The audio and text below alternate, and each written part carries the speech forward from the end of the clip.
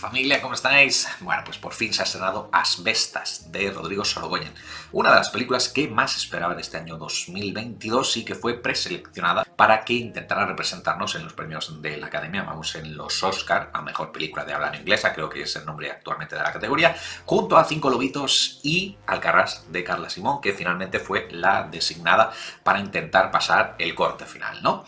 La de Carla Simón, esta última, que también ganó en Berlín el Oso de Oro y etcétera, etcétera. Con la que, por cierto, estas Asbestas tiene bastante en común, aunque parezca difícil de creer a priori.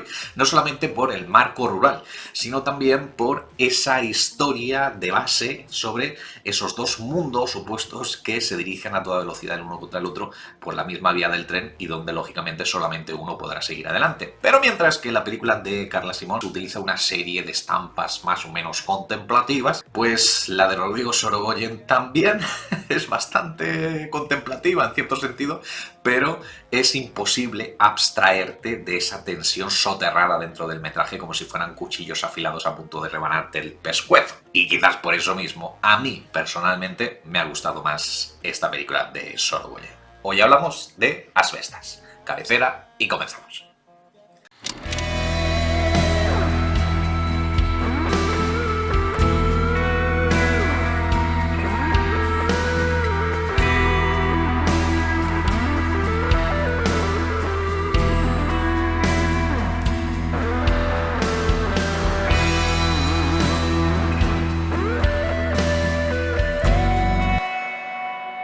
Aunque antes que nada, lo siento mucho, pero tengo que hacer una reflexión un tanto estúpida, y es que no, lo siento, odio las producciones multilingüísticas con subtítulos. No, sabía que era algo a lo que me iba a enfrentar, bueno, por lo que ya más o menos sabía de la película antes de ir a verla, y por la moda actual, donde en toda producción que se precie, da igual el peso que tengan en la trama, pero siempre se las ingenian para poner a un personaje chino, o subsahariano, o alemán, o yo que sé, elfo, para que hable su propio dialecto. Y entonces te lo tienes que comer con subtítulos para que digas, uy, mira, qué snob, parece la vida real, hay gente de multitud de lugares.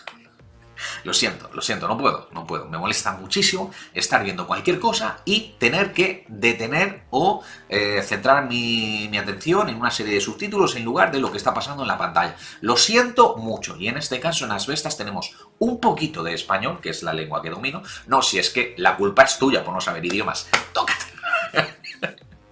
Bueno, pues tenemos un poquito de español y la mayor parte de los diálogos, o por lo menos los más relevantes para la trama, en galego y en francés. Así que en ese sentido ha sido un pequeño suplicio el visionado de la cinta, a pesar de lo mucho que me ha gustado. Y la parte francesa se debe al protagonismo de los actores Denis Minochet y Marine Foix, que interpretan a un matrimonio francés, obviamente, que se mudan a una aldea de Galicia durante su jubilación para cultivar un huerto ecológico, lo que entra en conflicto con los lugareños de la aldea cuando una empresa eólica les hace una oferta para instalar una serie de molinos de viento en las tierras, y ellos, como irreductibles galos que son, pues son los únicos que se niegan a firmar. Y la segunda reflexión estúpida del día que voy a hacer en el vídeo es que a muchos la presencia de Minochet en el reparto debería de sonarles, por lo menos a los más cinéfilos, porque era el actor que daba vida al granjero en la secuencia inicial de Inglourious Basterds de Quentin Tarantino, Malditos Bastardos, vamos,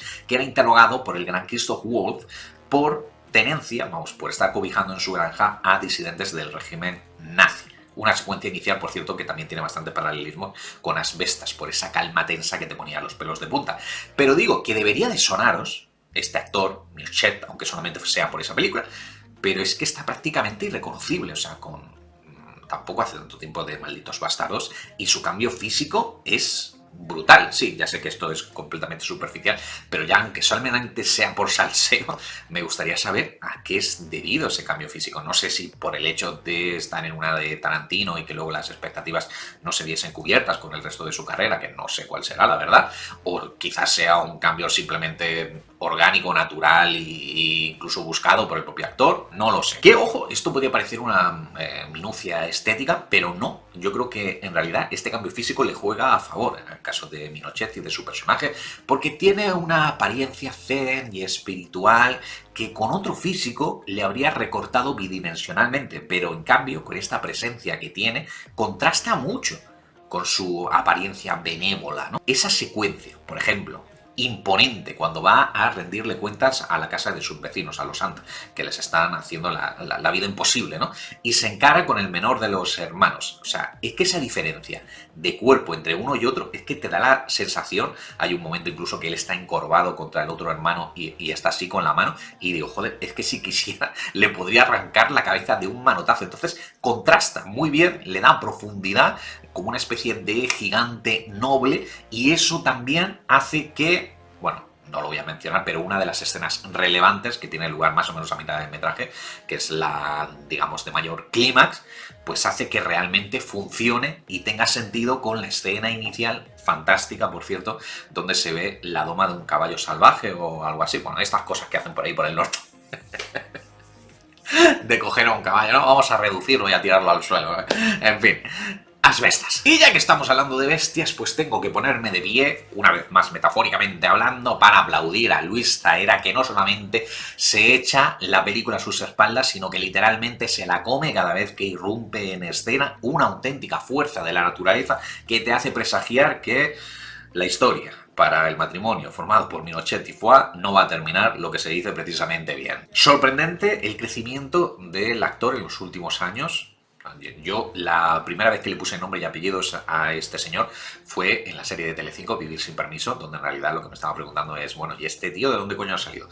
Luego adquirió galones en su anterior colaboración con Sorogoyen en El Reino, que le valieron un premio Goya. Y ya en este 2022 os dije que era de lo mejorcito de la serie de Entrevías, de nuevo en Telecinco, de nuevo con José Coronado, donde me encantaba, ya lo he dicho muchas veces, ese aire de estrella que tienen en su momento de gracia algunos intérpretes cuando se encuentran completamente seguros de sí mismo y de su carisma. Pero es que lo que hace aquí en esta película, o sea, se pasea desnudo literalmente en pantalla, o sea, presumiendo de verga cada vez que aparece. Sobre todo en esa conversación, en ese plano estático, con las cartas encima de la mesa, entre su personaje, su hermano en la ficción, Diego Anido, que apunto también a Goya, por lo menos en la categoría de actor revelación, porque yo tampoco le ponía nombre y apellidos hasta el día de hoy a este chico, no sé si habrá hecho algo anteriormente, y el mencionado Minochet. Es un plano estático, donde la cámara no se mueve. Además, que me encanta mucho la composición con los dos enfrentados, Zaera y Minochet, y Anido en el centro, ¿no? Como si fuera una especie de tríptico de la Sagrada Familia. Me encanta. Durante 10 minutos, esa conversación, no se mueve la cámara, pero toda la fuerza implícita que tiene es como si fuera un torbellino que estuviera arrasando todo a su paso. Fantástico también Sorogoyen. Que es ahí, en esa escena, donde por fin entiendes el porqué de los hermanos antagónicos de la historia, de los hermanos Anta. El porqué. Ojo, otra cosa es que luego lo compartas o no y no va a hacer esta escena que te resulten simpáticos. Pero bueno, al menos les dota de profundidad. O sea, no son el mal por el mal sin sentido que le hacían la vida imposible también a Dustin Hoffman en La Perros de Paja de Sam Peckinpah, otra película con la que podría hermanarse esta película, no solamente por el marco, sino también por la violencia implícita en toda la filmografía del director. Pero, digo, en las palabras de Luis Zaera, por fin justifica sus actos, cuando dice, tú llevas aquí 2 años jugando a las granjas, pero yo llevo aquí 52 años, toda mi vida, y no sé por qué tu voto tiene que contar tanto como el mío. Eso sí, hay un sentimiento generalizado en todas las críticas que he escuchado de Asbestas, y es como que encierra 2 películas en una sola, ¿no? Y que esa segunda parte es una especie de anticlímax con respecto a la primera, que te mantenía, vamos, completamente pegado a la butaca, sobre todo con esa banda sonora que simula como una especie de música tribal, primitiva, que parecía, ¿no?, el latido de un corazón, pum, pum, pum, pum. Corazón que, llegado cierto momento, pues se apaga.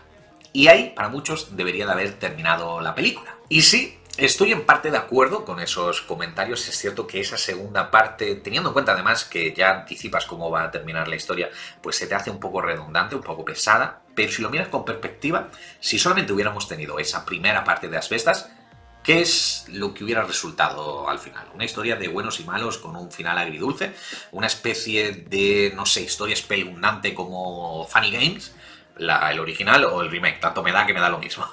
Sin embargo, es esta segunda parte la que dota de profundidad dramática a la historia y creo que va a hacer que tenga relevancia con el paso del tiempo, acercándola más, por ejemplo, a no sé, La Cinta Blanca, por ejemplo.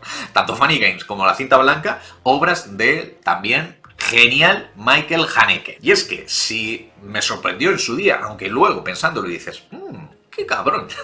Bueno, pues que en La Cinta Blanca, digo, se dijo que era una especie de alegoría sobre el porqué de la Segunda Guerra Mundial, ¿no? Que es uno de los grandes interrogantes que se ha hecho la especie humana desde que tuvo lugar el conflicto, ¿no? ¿Cómo es posible que se llegara a ese punto de tensión y de deshumanización entre los actores de la contienda? Bueno, pues podríamos decir que de alguna forma Asbestas es la alegoría brutal de esa España vaciada que se niega a desaparecer, aunque todo parece que va a ocurrir más pronto o más tarde, ¿no?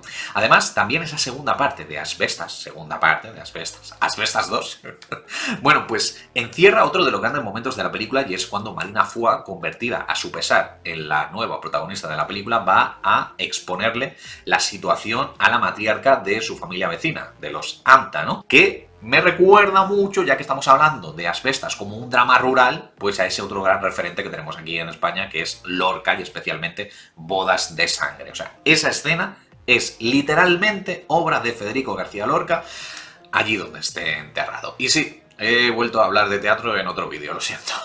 Que ya que estamos, y como no conozco ningún otro canal de YouTube que lo haga, pues os recomiendo, si os ha gustado Asbestas, otra película que también podría considerársela como hermana espiritual de esta, y que es El séptimo día de Carlos Saura, que si no recuerdo mal ficcionaba otro drama rural de nuestra historia reciente, La matanza de Puerto Urraco, y que además contaba con las interpretaciones de Juan Diego, Victoria Abril o José Luis Gómez, en fin, peliculón. Y eso es también lo que es Asbestas. Para mí, la mejor película española de lo que llevamos de este año 2022, pero bueno, seguramente es una cuestión de gustos. Dejadme en la caja de comentarios qué es lo que os ha parecido a vosotros, que como siempre le estaré dando feedback y si hay suerte regreso mañana. Hasta entonces, ¡chao familia!